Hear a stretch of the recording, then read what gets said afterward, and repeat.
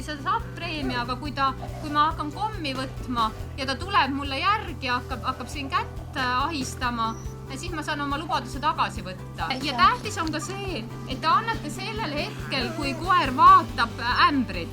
Käsi tegelikult ei tohi seal meelitada, et panete siia peale, siis kui koer võtab ennast tagasi, siis kohe saab preemia selle eest. Käsi on näiteks selja taga või taskus või kõrval, niimoodi, et koer ei loeks sellest vihjeid välja. Nüüd, kui ta vaatab ämbri poole, kohe, see oli super, see oli imeilus.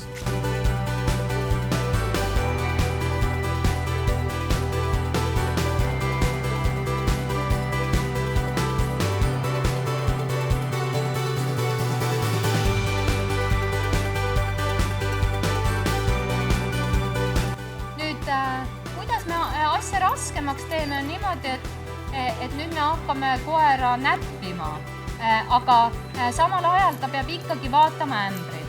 Ehk siis nüüd, kui ma hakkan näppima ja siis mu koer vaatab minu poole, mis teed, siis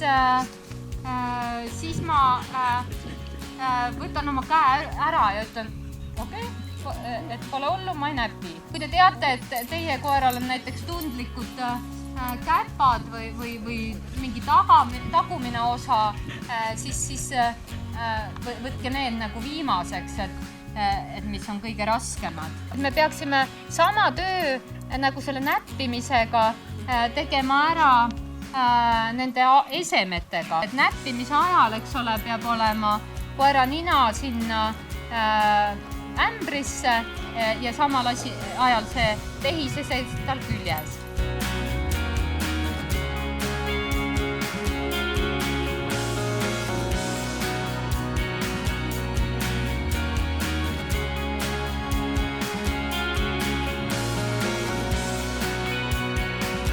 Nüüd on see, et kui tuleb veterinaar, võõras inimene näppima, laenake endale kuskile valge kitliga inimene, kes tuleb, eks ole, hakkab nagu veterinaari visiit, ta hakkab näppima.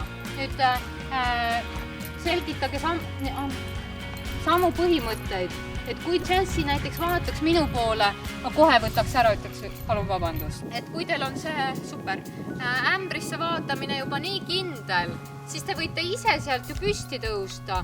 Koer vahib ämbrit, te liigute koera selja taha, näiteks võtate, eks ole, tagakäppal on vaja küüs ära lõigata, tšak-tšak-tšak ja liigute tagasi siia, annate sellele jõlitavale koerale preemia.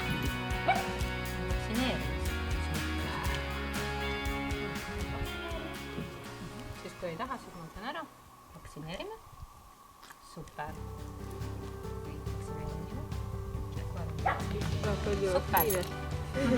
Super, väga ilus töö.